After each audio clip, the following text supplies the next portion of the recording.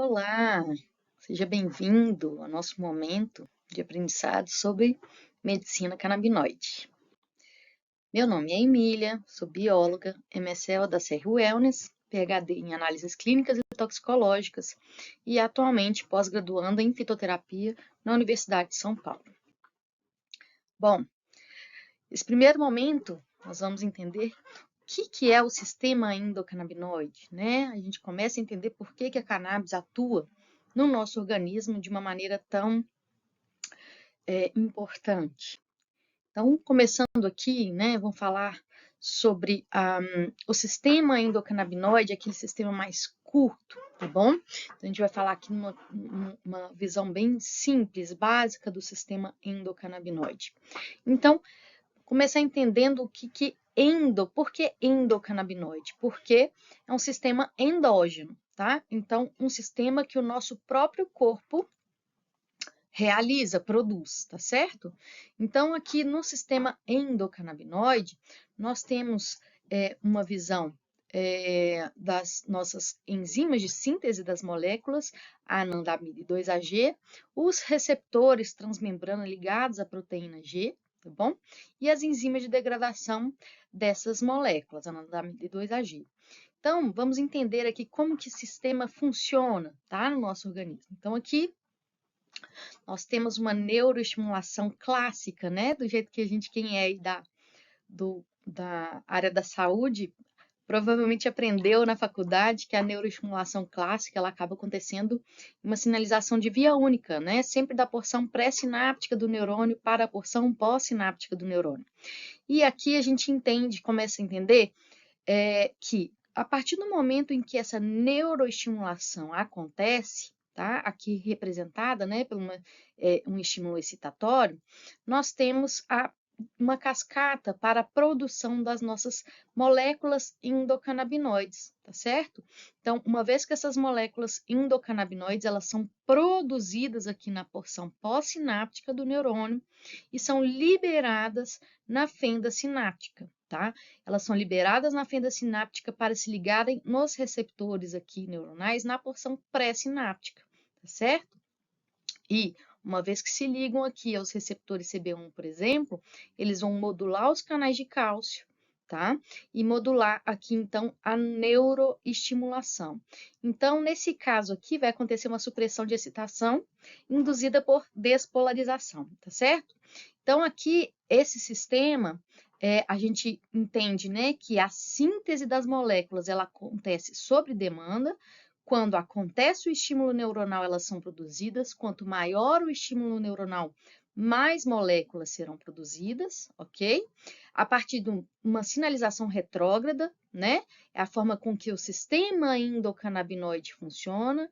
Acontece a neuroestimulação, produção das moléculas, liberação da fenda sináptica e ligação na porção pré-sináptica, com uma finalidade, então, de trazer uma neuromodulação, tá? Então, isso funciona tanto para os modelos de sinapse excitatória, quanto para os modelos de sinapse inibitória. Então, aqui é uma imagem, né, de um trabalho, um dos primeiros trabalhos que começaram lá a descrever o sistema endocannabinoide, esse aqui é de 91, mostra um corte sagital de um cérebro de rato humanizado. A gente sabe que, hoje a gente entende que o sistema endocannabinoide ele funciona de uma maneira muito semelhante, principalmente nos mamíferos, tá? Então, aqui a gente vê que o receptor CB1, aonde que está mais escuro aqui, é onde ele é mais expresso. Hoje a gente sabe que o receptor CB1 é o receptor mais expresso em todo o sistema nervoso central. Então, a gente começa também a observar a importância desse sistema endocannabinoide no nosso organismo, certo? Então, aqui a gente vê uma alta expressão do receptor CB1 no córtex cerebelar, no córtex como um todo, hipocampo, hipotálamo, tá certo? Então, glândulos da base. Então, são as regiões que a gente também observa uma maior atividade, né, terapêutica dos produtos de cannabis no nosso organismo aí, pela sua expressão do receptor CB1. Então, a gente vê, né, uma alteração na motricidade, na questão emocional, nas memórias, na capacidade cognitiva, tá certo?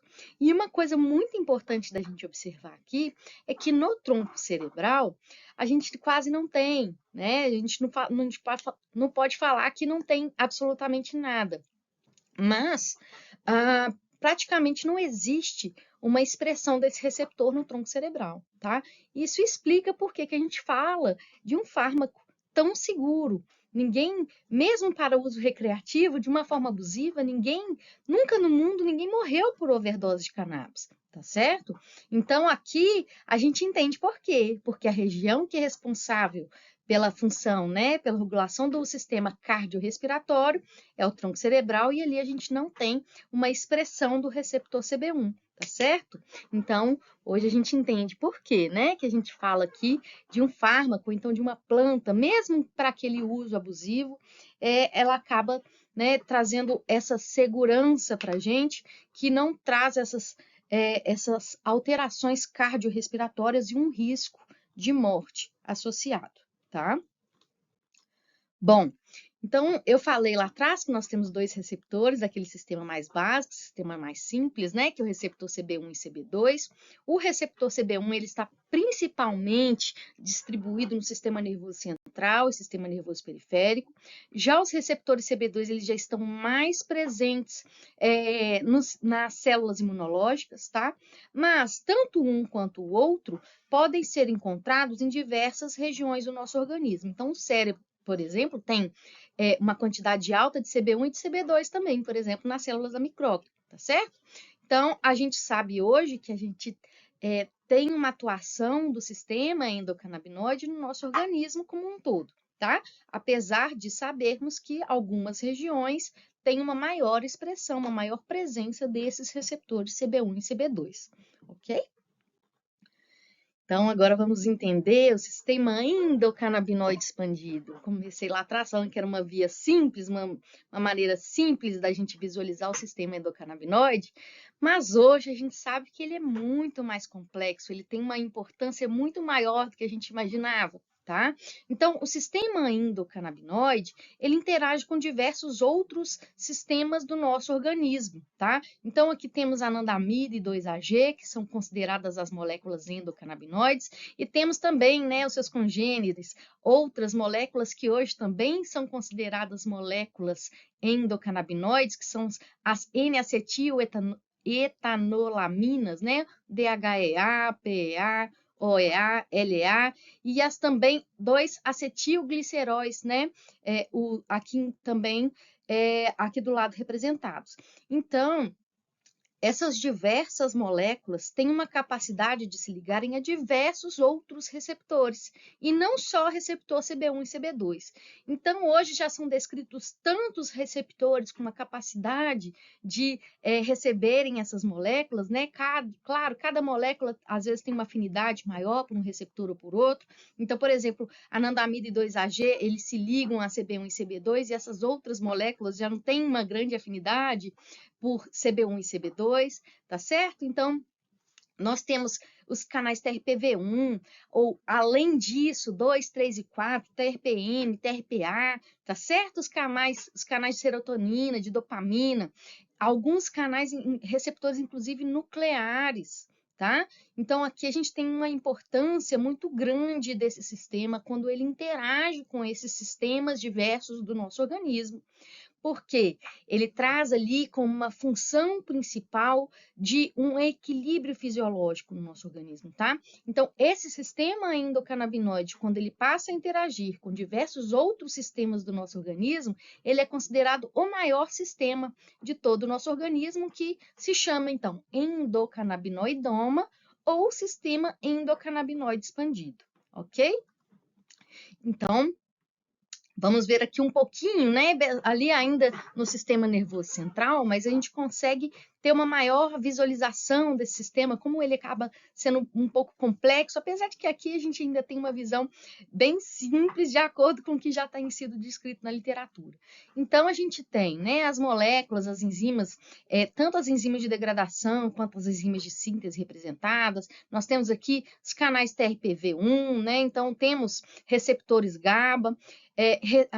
os receptores CB1 aqui ligados, né, uma proteína G na região pré-sináptica do neurônio, temos receptores na mitocôndria, que também tem uma função aí, né, de regular aquele estresse oxidativo no nosso organismo, tá certo? Receptor CB1 nos astrócitos, aqui nas células da micróglia nós já temos também receptores CB2, que também estão muito relacionados aos fatores pró-inflamatórios aí no nosso organismo. Então, aqui, só para a gente ter uma ideia, né, de como é extensa essa atuação do sistema endocannabinoide, que aqui representado, né, no sistema nervoso central, mas que ele também é observado em diversas regiões do nosso organismo e com essa alta complexidade, ok? Bom, e hoje a gente já sabe também sobre as deficiências clínicas que são causadas por esses endocannabinoides faltantes, né? Ou então, às vezes, um receptor que também não está ali presente de uma maneira adequada. Então, hoje ele é chamado de deficiência clínica de endocannabinoides ou do sistema endocannabinoide. Então, o que a gente já tem com um relato bem significativo, alguns trabalhos que já falam sobre, né? A síndrome do intestino irritável, por exemplo, já se identifica ali uma baixa presença de anandamida, né, gástrica, fibromialgia, baixa quantidade, né, baixa quantidade de anandamida no líquido cefalorraquidiano, né, a enxaqueca apresenta níveis séricos baixos, tanto de anandamida quanto 2-AG, tá certo? A esclerose múltipla, também baixas quantidades de anandamida e 2-AG, mas já na região cérebroespinal, ok? Síndrome de estresse pós-traumático, níveis séricos baixos também de anandamida e 2-AG, e outras diversas doenças já estão relacionadas a uma deficiência clínica desse sistema, como por exemplo Huntington também, né? Uma baixa quantidade de receptores CB1. E aí nós temos diversas outras que são relatadas, mas ainda precisam ser melhor estudadas, tá certo? Que aí a gente tem relatos, mas a gente ainda não considera isso de uma maneira robusta. Então, para finalizar aqui, né, para a gente finalizar o que é o sistema endocannabinoide expandido ou endocannabinoidoma, é um sistema endocannabinoide que atua em diversos outros sistemas do nosso organismo, tá? E só é possível porque nós temos diversos receptores aí com uma alta promiscuidade e com a finalidade de trazer um equilíbrio fisiológico após alterações agudas ou crônicas, ou seja, a homeostase corporal, tá certo?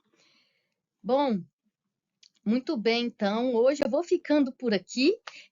A gente se vê no nosso próximo vídeo. A gente vai falar também agora sobre os fitocannabinoides, né? Os canabinoides que vêm da planta e os diferentes produtos que a gente pode recuperar aí a partir da planta, tá certo?